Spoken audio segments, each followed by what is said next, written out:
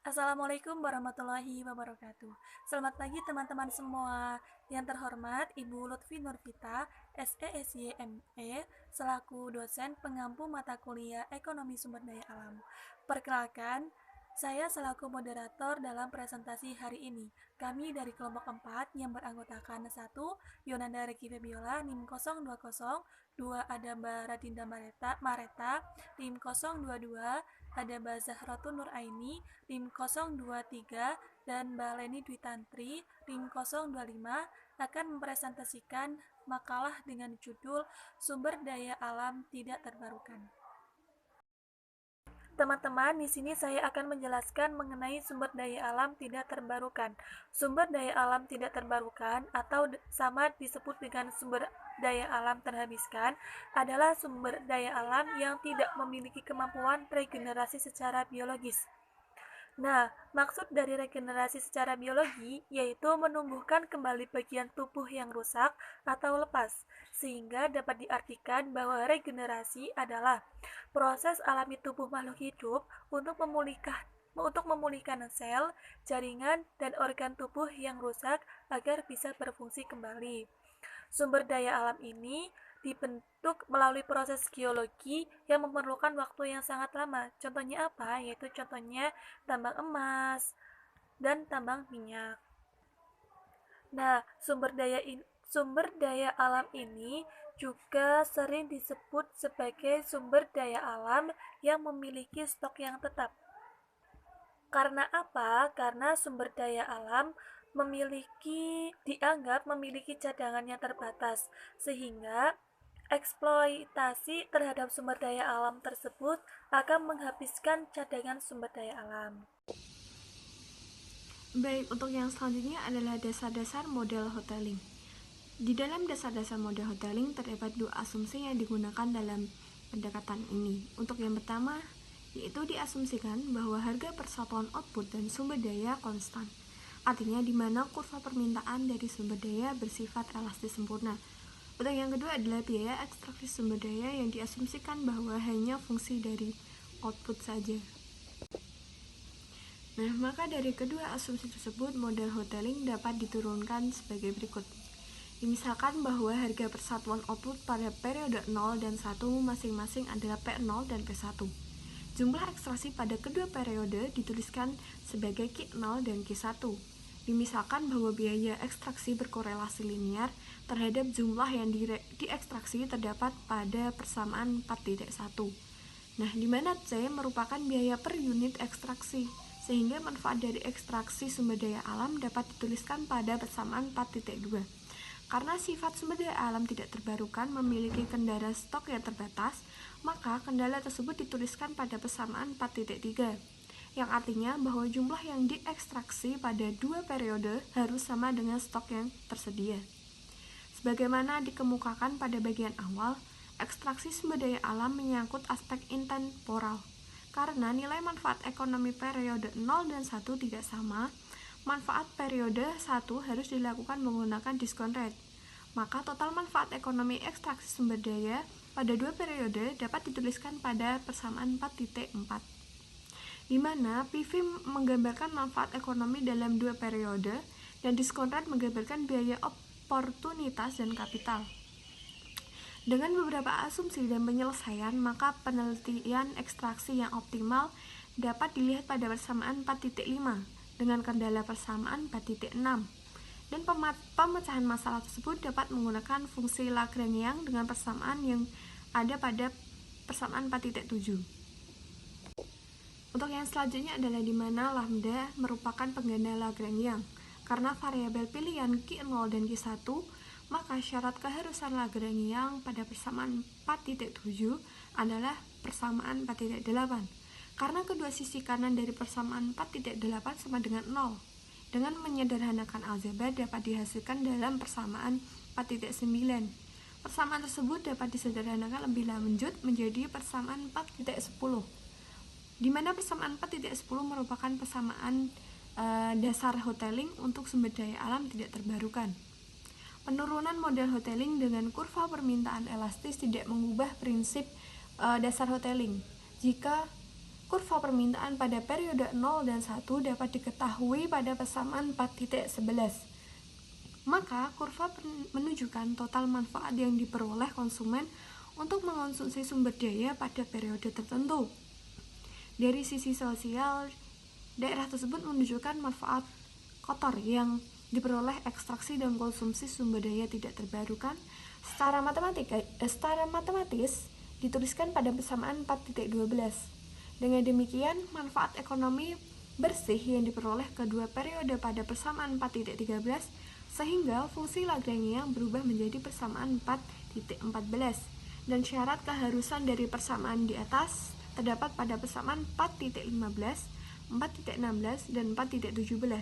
Karena sisi kanan persamaan 4.15 dan 4.16 sama dengan 0, maka dapat disederhanakan menjadi persamaan 4.18. Dengan persamaan 4.11 dan 4.18 dapat disederhanakan lagi menjadi persamaan 4.19 yang menghasilkan golden rule sama seperti persamaan 4.10 sebelumnya. Untuk kasus biaya marginal yang konstan, pada persamaan 4.19 dapat disederhanakan pada persamaan 4.20 sehingga P0 min C bersifat positif dan P1 min P0 bersifat positif, yang berarti kurva permintaan elastis berimplikasi pada Q1 lebih kecil dari Q0. Kaidah ini berlaku setiap periode waktu yang berdekatan, artinya ekstraksi optimal membutuhkan harga yang harus meningkatkan sepanjang waktu, sementara jumlah yang diekstraksi menurun sepanjang waktu. Baiklah, saya Zahratun Nur Aini di sini akan melanjutkan penjelasan dari teman saya mengenai contoh numerik. Dimisalkan bahwa stok tambang emas diketahui sebesar 5.000 ton. Kurva permintaan pada periode 0 dan periode 1 bersifat stasioner atau sama sebesar PT sama dengan 1000 min 0,1 GT dan biaya ekstraksi per ton emas sebesar 50 juta per ton. Tingkat suku bunga diasumsikan sebesar 10%. Dengan beberapa asumsi di atas, maka rente marginal dimasukkan ke dalam persamaan 4.18 pada periode 0 diperoleh dalam kurung 100 min 0,1 GT tutup kurung min 50 sama dengan 950 min 0,1 Q0. Sementara pada periode 1 sebesar dalam kurung 950 min 0,1 GT dibagi 1,1 sama dengan 863.636 min 0,091 Q1.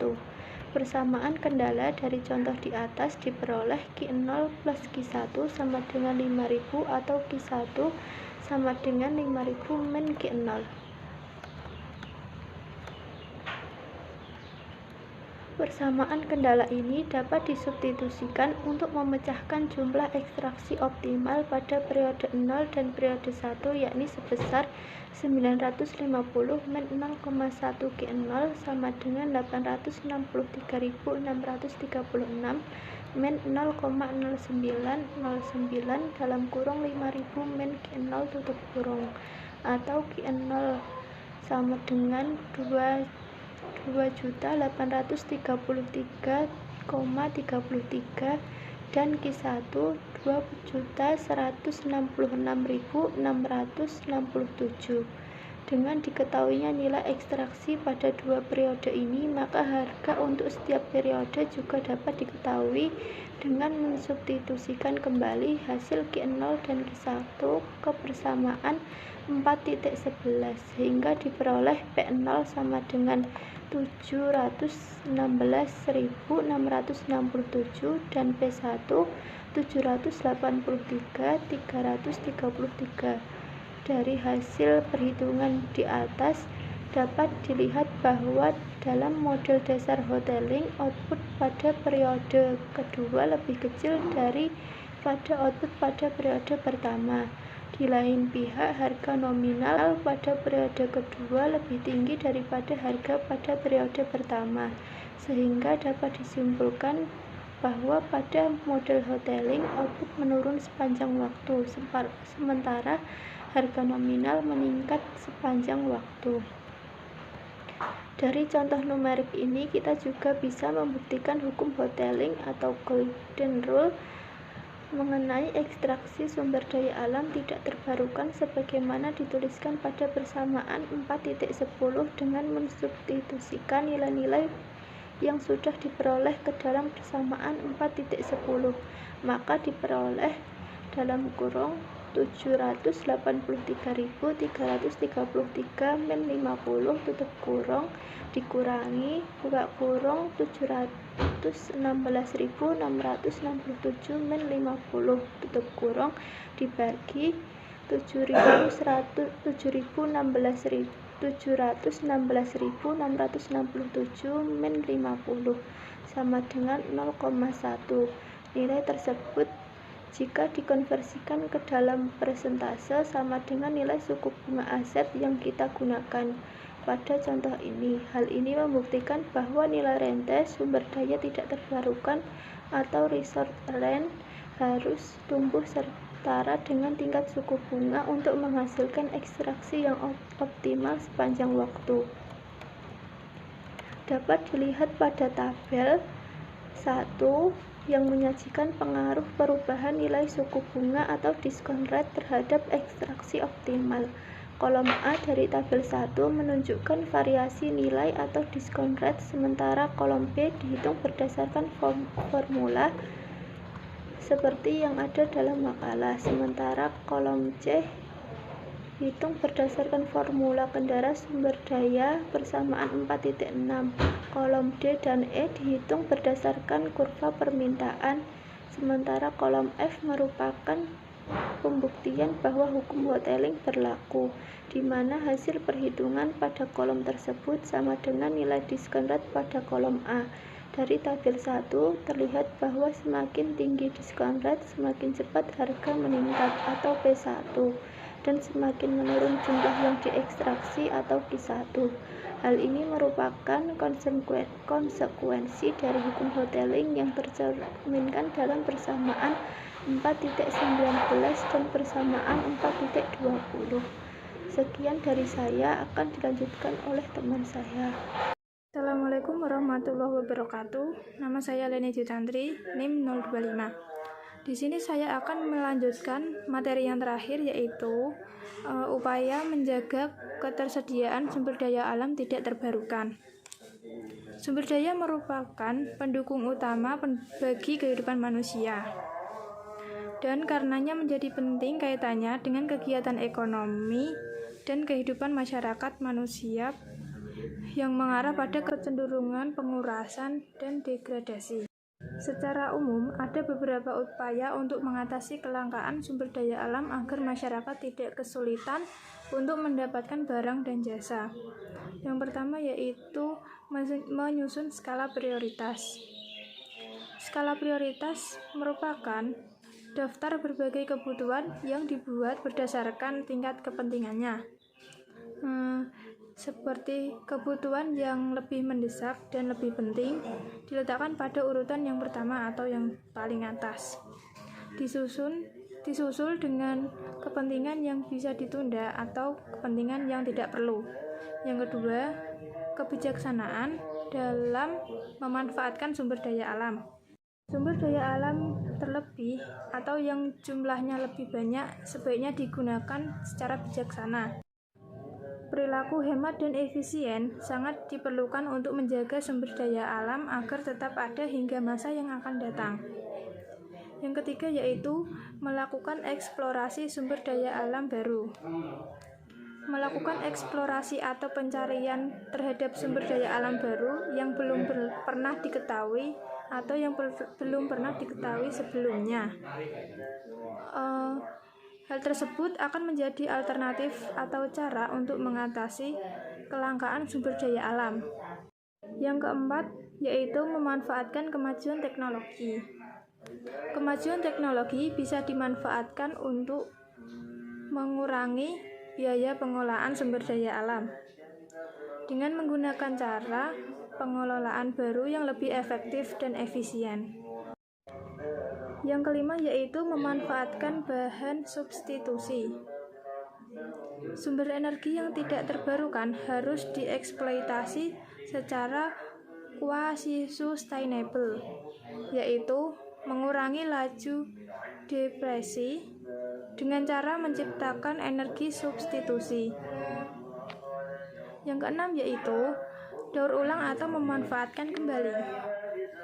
Daur ulang adalah suatu proses untuk memanfaatkan kembali bahan-bahan limbah atau residu dari suatu proses produksi atau konsumsi di suatu sistem ekonomi untuk menjadi barang yang lebih bernilai. Yang terakhir yaitu penghentian subsidi sumber energi tak terbarukan. Subsidi pemerintah terhadap sumber energi tak terbarukan membuat energi tak terbarukan memiliki harga yang lebih rendah dibanding sumber energi yang terbarukan yang tidak disubsidi, di mana menurut teori sederhana harga yang lebih rendah akan lebih digemari daripada harga yang lebih tinggi. Mungkin itu saja yang dapat saya sampaikan. Saya kembalikan kepada moderator. Terima kasih. Sekian presentasi dari kelompok 4 dengan judul makalah Sumber Daya Alam Tidak Terbarukan. Saya selaku moderator pamit undur diri. Mohon maaf jika ada kesalahan. Wassalamualaikum warahmatullahi wabarakatuh.